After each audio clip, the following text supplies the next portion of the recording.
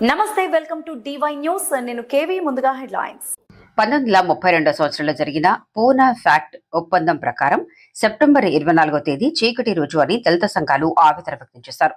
ఏలూరు నగరంలోని ఎన్ఆర్పేటలో జరిగిన కార్యాలయంలో విలేకరుల సమావేశం జరిగింది. ఈ సందర్భంగా వివిధ దళిత సంఘాలు రౌండ్ టేబుల్ సమావేశం నిర్వహించారు. ముందుగా డాక్టర్ బిఆర్ అంబేద్కర్ విగ్రహానికి పూలమాల వేసి నివాళులర్పించారు.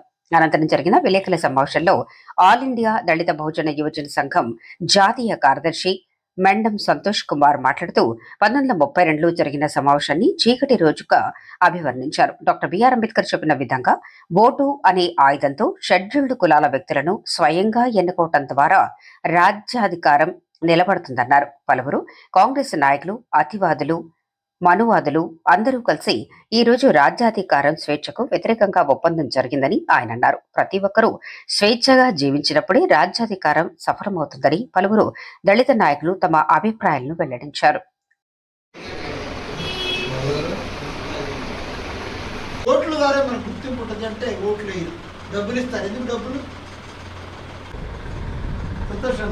పూనా ఫ్యాక్టరీలో కరపత్రం చేయాలి, తీసినట్టుకున్నారు. ఇప్పుడు మామూలుగా మళ్ళీ ఒక రీసెంట్గా ప్రొఫెసర్ గారు మీరు అందరూ కలిసి ఇంటర్నల్గా ఒక కరపత్రం తీస్తే సోషల్ మీడియాలో అందరికీ తెలియదు, దానికి మళ్ళీ ప్రచారం చేసే ఒక భావజాలను ముందుకు తీసుకెళ్ళాలని కోరుకుంటూ పూనా ఫ్యాక్ట్ అనేది చదివితే ఓట్లు రాబోయే రోజుల్లో సర్పంచ్ దగ్గర నుంచి ఆ సెక్షన్లో నలుగురిలో 10 మందిలో ఎవరు క్యాలిబరు, ఎవరు పనిచేయగలరు, ఎవరు వాళ్ళు క్వాలిటీ ఉన్నవాళ్ళు ఎవరు, సబ్జెక్ట్ ఉన్నవాళ్ళు ఎవరు, నిలబడగలరు ఎవరు, వాళ్ళకి ఓట్లు వేయండి. 100కి 80% ఎవరు అనామకులు వస్తున్నారు, వెళ్తున్నారు.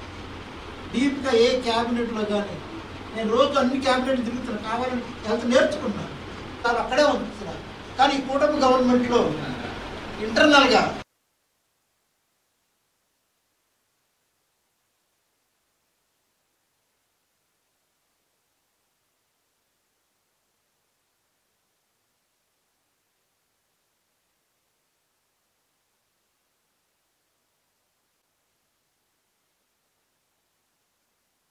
అందరికీ జై భీములు.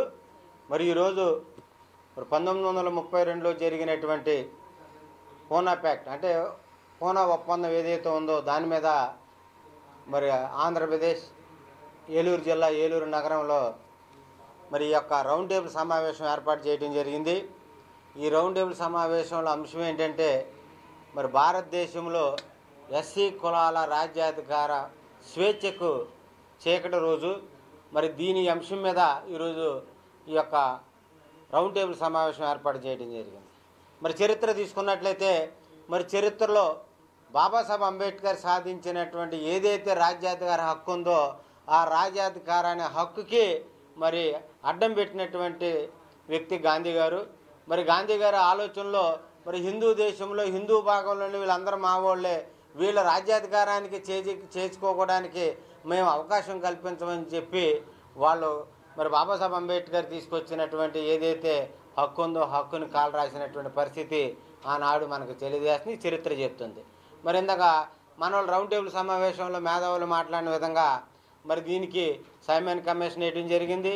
ఆ సైమన్ కమిషన్ ద్వారా మరి ఏదైతే అప్పుడు ఉన్నటువంటి బ్రిటిష్ ప్రధానులు ఎవరైతే ఉన్నారో మరి కమ్యూనల్ అవార్డు ఇవ్వడం జరిగింది. ఇక లాస్ట్గా రామ్సై మెక్డానల్డ్ ద్వారా మనకి ఈ కమ్యూనల్ అవార్డు రావటం, సపరేట్ ఎలక్టోర్స్ రావటం. ఈ సపరేట్ ఎలక్టోర్స్ అంటే ఎవరైతే భారతదేశంలో కొన్ని వేల సంవత్సరాలుగా మరి ఊరికి దూరంగా ఉండి అన్ని విధాలుగా సఫర్ అయినటువంటి కమ్యూనిటీ అయితే ఉందో ఆ కమ్యూనిటీని రాజ్యాధికారం వైపు మళ్లించాలని మహనీయుడు బాబాసాహెబ్ అంబేద్కర్ తీసుకుని వస్తే దీనిని ఎట్టి పరిస్థితుల్లో మాకు అంటరానిగా చెప్పబడుతున్నట్టు షెడ్యూల్ క్యాస్టులు ఎవరైతే ఉన్నారో జీవితాంతం మాకు వాళ్ళు బానిసలుగానే ఉండాలి తప్ప రాజ్యాధికారం చేజిచ్చుకోవడానికి అవకాశం మేము కల్పించమని చెప్పి మరి ఆనాడు ఉన్నటువంటి కాంగ్రెస్ వాదులు అవ్వచ్చు, హిందూవాదులు అవ్వచ్చు, మనువాదాన్ని పాటించేటువంటి మదన్ మోహన్ మాలవ్య లాంటి వ్యక్తులైనా కావచ్చు, వీళ్ళందరూ కూడా ఏకమయ్యి మరి భారతదేశంలో ఎస్సీలకు రావాల్సినటువంటి సపరేట్ ఎలక్షన్స్కి అడ్డుపెట్టినటువంటి చరిత్ర ఆనాడు మనకు ఉంది. దీన్ని గ్రహించినటువంటి బాబాసాహెబ్ అంబేద్కర్ మరి ఎట్టి పరిస్థితుల్లో దీనికి అడ్డు వేస్తున్నారని చెప్పి ఎట్టి పరిస్థితుల్లో ఆ కమిషన్ని యాక్సెప్ట్ చేశారు, సైమన్ కమిషన్ని. అలాగే కమ్యూనల్ అవార్డుని బ్రిటిష్ ప్రధాని వాళ్ళతో మాట్లాడి ఆ మేధాశక్తి అంతటితో ఉపయోగించి మనకి ఈ హక్కు తీసుకురావడం జరిగింది. ఏదైతే ఆ రౌండ్ టేబుల్ సమావేశంలో మరి మూడింటికి అటెండ్ అయినటువంటి బాబాసాహెబ్ అంబేద్కర్ మరి గాంధీ గారు మొదటి రౌండ్ టేబుల్ సమావేశానికి అటెండ్ అవ్వాల. అక్కడ ఏం జరిగింది కూడా ఆయనకు తెలీదు. మరి బాబాసాహెబ్ అంబేద్కర్ రౌండ్ టేబుల్ సమావేశంలో బ్రిటిష్ వాళ్ళతో మాట్లాడినటువంటి మాటలనే ఆనాడు మీడియా మరి ఈ దేశంలో ఇప్పుడు వరకు మనుషులకి మానవ హక్కులు లేవు, మానవ హక్కుల గురించి మరి బాబాసాహెబ్ అంబేద్కర్ మాట్లాడటం వల్ల మీడియా మొత్తం ప్రపంచానికి తెలియజేసింది. ఈ దేశంలో భారతదేశంలో మరి బ్రిటిష్ వాళ్ళ గవర్నమెంట్లో కూడా ఇంకా ఎస్సీ అనే కమ్యూనిటీని అంటరాని వాళ్ళగానే చూస్తున్నారని చెప్పి ఆనాడు పేపర్లో పత్రికాముఖంగా చరిత్రలో మనకు రాయటం జరిగింది. ఇది హిస్టరీ, ఇది చరిత్ర. మరి ఇదంతా బయటికి వెళ్ళగడుస్తున్నారు బాబాసాహెబ్ అంబేద్కర్ని గ్రహించినటువంటి ఆనాడు బ్రాహ్మిన్స్ ఏదైతే బాబాసాహెబ్ అంబేద్కర్ సాధించుకొచ్చినటువంటి కమ్యూనల్ అవార్డు ఏదైతే ఉందో ఆ అవార్డుకి అడ్డుకట్టేసి మదన్ మోహన్ మాలవ్య అప్పటికే ఏదైతే ఆగస్టు 16, 2032లో ప్రకటించినటువంటి ఏదైతే ఉందో దానికి గ్రహించినటువంటి మదన్ మోహన్ మాలవ్య టీము మరి గాంధీ ఎర్రబాటు జైల్లో నెహ్రూ చేస్తున్నటువంటి గాంధీని రెచ్చగొట్టడం జరిగింది. ఇట్స్ హిస్టరీ, నా మాట కాదు, చరిత్ర ఇది. దీన్ని గ్రహించి అయ్యా నువ్వు శుభ్రంగా జైల్లో మరి నువ్వు నిరహారదీక్ష చేసుకున్నావు, అక్కడ మన నుంచి ఏదైతే మనం అంటరానిగా వాళ్ళుగా చూస్తున్నటువంటి జాతి మన మీద పెత్తనం చేసే పరిస్థితి బాబాసాహెబ్ అంబేద్కర్ తీసుకొచ్చాడు, దీన్ని అడ్డుకట్టేయాలయ్యా, నువ్వు నిరహారదీక్ష చేయవని చెప్పి గాంధీకి సపోర్ట్ చేసి బలవంతంగా నిరహారదీక్ష చేయించినటువంటి చరిత్ర ఆనాడు ఎర్రవాడి జైల్లో ఉంది. కాబట్టి ఇదన్నీ కూడా మన వాళ్ళకి తెలియాలి. ఎవరైతే ఇప్పుడు రాజకీయ నేను ఎంపీ అని చెప్పి ఎమ్మెల్యే అని చెప్పి రిజర్వేషన్ మీద ఎన్నికైనటువంటి బానిసలారా మీకు ఒక విషయం చెప్తున్నాం, మీరు చరిత్ర తెలుసుకోండి. మీరు పార్లమెంట్లోకి వెళ్ళి అసెంబ్లీలోకి వెళ్ళి ఎస్సీలకు అన్యాయం జరుగుతున్నా కనీసం నోరు విప్పలేనటువంటి దౌర్భాగ్య స్థితిలో మీరున్నారు. ఇది చాలా బాధాకరమైన విషయం. నానా బాధలు పడి మరి పిల్లలను పోగొట్టుకొని భార్యను పోగొట్టుకొని జాతి కోసం అన్ని విధాల సర్వ హక్కులు తీసుకొచ్చి ఓటు హక్కు తీసుకురావడమే కాకుండా అందులో ఒక శ్లోకం కూడా ఇచ్చాడు బాబాసాహెబ్ అంబేద్కర్. ఏంటి? 1 man 1 vote 1 vote 1 value అని. ఈ దేశంలో పుట్టిన ప్రతి పౌరుడికి సమానమైన హక్కు, ఆ హక్కే ఓటు హక్కు, అదే మనం వజ్రాయుధం అని చెప్పి బాబాసాహెబ్ అంబేద్కర్ తీసుకొచ్చాడు.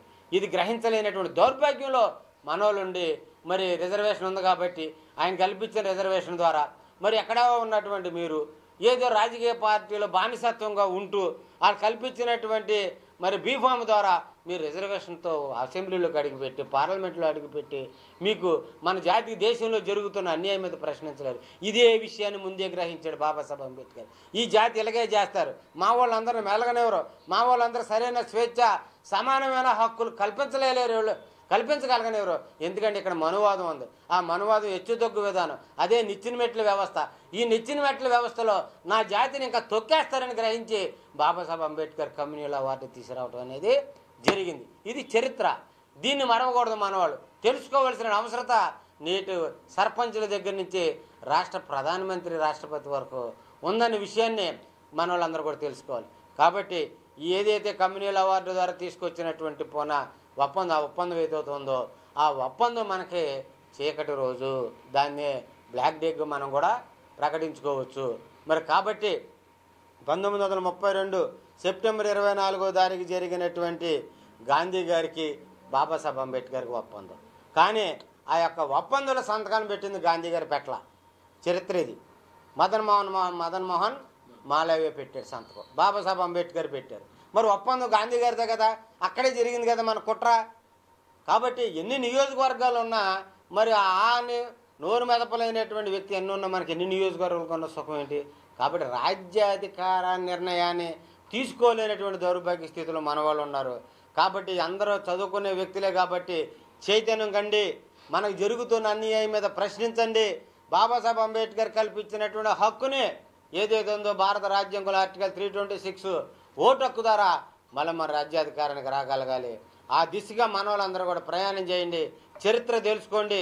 చరిత్ర తెలిసిన వాడు చరిత్ర సృష్టించలేడని బాబాసాహెబ్ అంబేద్కర్ చెప్పారు. అందుకే నేడు మరి చెప్తున్నాము, ఆల్ ఇండియా అంబేద్కర్ యువజన సంఘం తరపు నుంచి అవ్వచ్చు, రాజ్యాంగ ధర్మ పరిషత్ ద్వారా అవ్వచ్చు, అలాగే లిబరేషన్ కాంగ్రెస్ పార్టీ తరపు అవ్వచ్చు, ఏదైనా కానీ ఓటు అనేది చాలా ఆయుధం.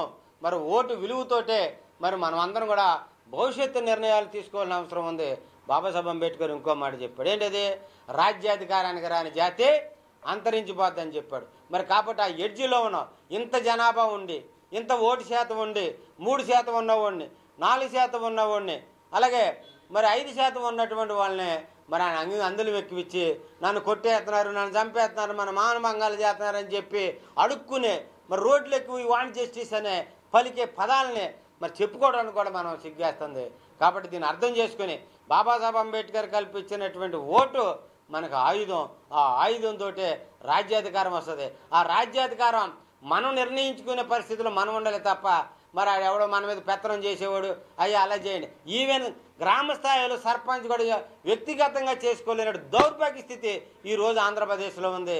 నేడు మరి కూటమి ప్రభుత్వంలో చాలా బాధాకరమైన విషయం. సర్పంచ్ అయ్యండి, ఒక సర్పంచ్ అయ్యండి నిర్ణయాలు తీసుకోలేనటువంటి పరిస్థితి ఉంది. కనీసం సర్పంచ్ కూడా కుర్చీ లేనటువంటి దౌర్భాగ్య స్థితి చేస్తుంది ఈ నేటి గవర్నమెంట్. మరి కాబట్టి ఇవన్నీ కూడా జరగడానికి కారణం ఏంటంటే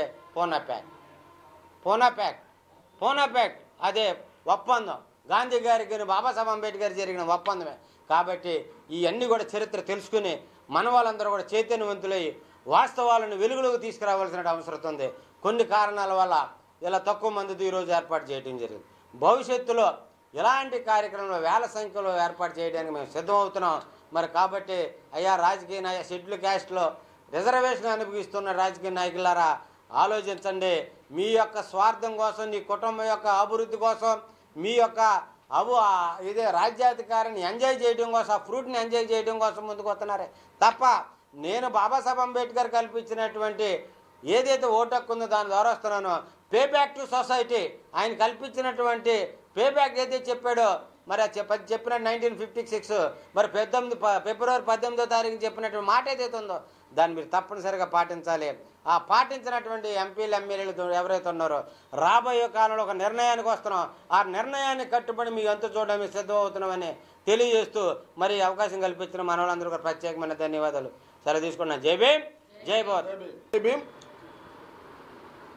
ఈరోజు ఆల్ ఇండియా అంబేద్కర్ యువజన సంఘం మరియు రాజ్యాంగ ధర్మ పరిషత్, అదేవిధంగా ఆల్ ఇండియా బహుజన మేధావుల వేదిక ఈ తరపున ఈ రోజున ఇక్కడ మీటింగ్ పెట్టడం జరిగింది. నవభారత రాజ్యాంగ నిర్మాత భారతరత్న డాక్టర్ బాబాసాహెబ్ అంబేద్కర్ గారు 1932 సెప్టెంబర్ 24న ఈ భారత జాతి మొత్తం మహాత్మా గాంధీ జాతిపిత అని పిలుచుకునేటువంటి మోహన్ దాస్ కరమ్చంద్ గాంధీ గారికి కరుణామయుడయి ప్రాణభిక్ష పెట్టినటువంటి రోజు 1932 సెప్టెంబర్ 24. నిజంగా కనుక అంబేద్కర్ గారు ఒక మెట్టు దిగి వచ్చి ఆ రోజున పూనా ప్యాక్ట్ అంటే ఆ రోజునటువంటి కాంగ్రెస్ నాయకులు అందరూ కలిసి ఆయన్ని ఒప్పించి మీరు కనుక ఈ కమ్యూనల్ అవార్డును కనుక మీరు ఒప్పుకుంటే గాంధీ గారు ఆమరణ నిరాహార దీక్షలో ఆయన మరణిస్తే భారతదేశం యొక్క చరిత్ర వేరే విధంగా ఉంటుంది, అల్లకొల్లం అవుద్ది సమాజం, మీరు దయచేసి ఆయనకి ప్రాణభిక్ష పెట్టండి అని ఒకవైపు కాంగ్రెస్ నాయకులు, ఒకవైపు మరి గాంధీ గారి యొక్క కుటుంబ సభ్యులు అందరూ కూడా ఆయన మీద ఒత్తిడి తీసుకొస్తే ఆనాటి పరిస్థితులను అనుసరించి ఆయన పూనా ప్యాక్ట్కి ఆయన ఒప్పుకోవటం జరిగింది. అయితే ఈ పూనా ప్యాక్టు షెడ్యూల్ కులాల రాజ్యాధికార స్వేచ్ఛకు చీకటి రోజు అని అంటున్నాం మనం. షెడ్యూల్ కులాల రాజ్యాధికార స్వేచ్ఛ. ఇక్కడ రాజ్యాధికార స్వేచ్ఛ అంటే యాక్చువల్గా కమ్యూనల్ అవార్డు ప్రకారం 70కి మనకు వస్తే ప్రాతినిధ్యం, కానీ ఈ పూనా ప్యాక్ట్ వల్ల 140 వరకు పెరిగింది, 148 వరకు పెరిగినాయి ప్రాతినిధ్యం. అంటే 148 ప్రజాప్రతినిధులు చెంచాలుగా ఎన్నికయ్యారు. అదే ఒరిజినల్గా అయితే 70 మంది అయినా వాళ్ళ 80 మంది అయినా స్వతంత్రులుగా ఉండేవాళ్ళు. అంటే ఇక్కడ రాజ్యాధికార స్వేచ్ఛ కోల్పోయి బాంఛన్ దొర అనే రాజ్యాధికారానికి ప్రతినిధులుగా ఎన్నుకోబడ్డారు. అందుకనే ఇది 1932 సెప్టెంబర్ 24 చెంచా యుగానికి పునాది, ఎస్సీల నిజమైనటువంటి రాజ్యాధికారానికి మరి చీకటి రోజని మేము తెలియజేస్తున్నాం. అయితే మరి దీనికి పరిష్కారం ఏంటి? పరిష్కారం ఏమీ కాదు, మళ్ళీ దీన్ని పునరాలోచించుకోవాల్సినటువంటి ఆవశ్యకత ఉంది. ఎందుకనంటే ఈ రోజున ఆధిపత్య కులాల చేతిలో ఉన్నటువంటి రాజ్యాధికారం ఉంది. ఆయా పార్టీలు నుంచోబెట్టినటువంటి క్యాండిడేట్లు అంటే ఎస్సీ కులాల నుంచి కానీ బీసీ కులాల నుంచి కానీ ఉన్నటువంటి ప్రజాప్రతినిధులు చెయ్యెత్తే ప్రతినిధులు ఎస్బాస్ అయ్యేవాళ్లే కానీ నిజంగా వాళ్ళ సామాజిక హక్కుల కోసం పోరాడేటువంటి వాళ్ళు కాదు. మళ్ళీ 1932 పూనా ప్యాక్ట్ మీద చర్చ జరగాలి. అందుకనే మేము దాని గురించి ఒక ప్రణాళిక వేశాము. విద్యా సంస్థల్లోనూ యూనివర్సిటీల్లోనూ దీని మీద చర్చ జరిపి ఖచ్చితంగా షెడ్యూల్డ్ కులాల బహుజనుల యొక్క ప్రజాప్రతినిధులు వాళ్లే ఎన్నుకునేటువంటి విధంగా మళ్ళీ మార్పు రావాలి. అలా వస్తేనే ఈ యొక్క ఆధిపత్య కుల పార్టీల పాలన నుంచి ఆంధ్రప్రదేశ్ను విముక్తి చేయొచ్చు, బహుజన ఆంధ్రప్రదేశ్ను నిర్మించవచ్చని మేము తెలియజేస్తున్నాము.